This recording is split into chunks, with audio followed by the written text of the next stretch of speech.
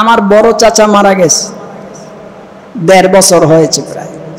তো চাচা একবার আমাকে বললেন যে বাবা আমি মারা গেলে আমারে মাটির নিচে দাফন দিস না, মাটির উপরে ইটা দিয়ে দেয়াল করে তারপরে দিস। তা আমি জিজ্ঞেস করলাম চাচা কেন, কি কারণে?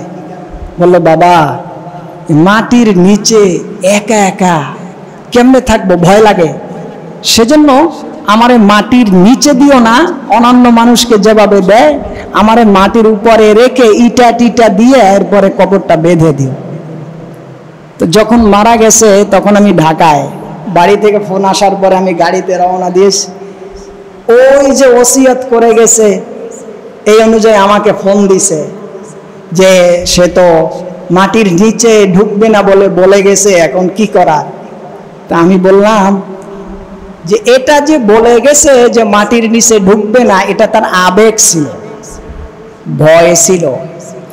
এখন মারা যাওয়ার পরে মাটির উপরে রাখেন আর শুটকি অবস্থায় করে রাখেন আর মাটির নিচে দাফন দেন, বিষয় এক।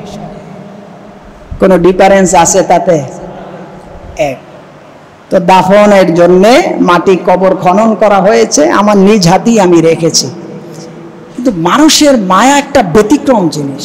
আপনারা যারা লাশ কবরে রেখেছেন আপনার আমার সাথে একমত হবে যে আসলে মৃত্যু ব্যক্তিকে যখন রেখে উঠে আসে এই সময়ের টেন্ডেন্সিটা ব্যতিক্রম।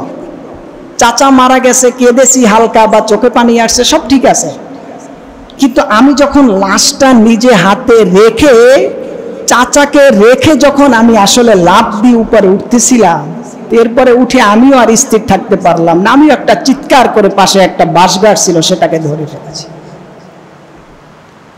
আপনি যদি আপনার বাবা মারা যায়, মা মারা যায়, বন্ধু বান্ধব মারা যায়, এদেরকে যদি আপনি দাফন নিজ হাতে করেন, সেই সময়ের টেন্ডেন্সিটা যে আপনার কি, এটা আপনার ওই অনুভূতিটা আর কিছু দিয়ে বুঝানো মানুষকে সম্ভব না। সম্ভব কি ভাইয়ারা আমার? মাটির পিঞ্জিরা ভাঙ্গিয়া চড়িয়া একদিন তো যাবে পাখি ছাড়িয়া ছাড়িয়া।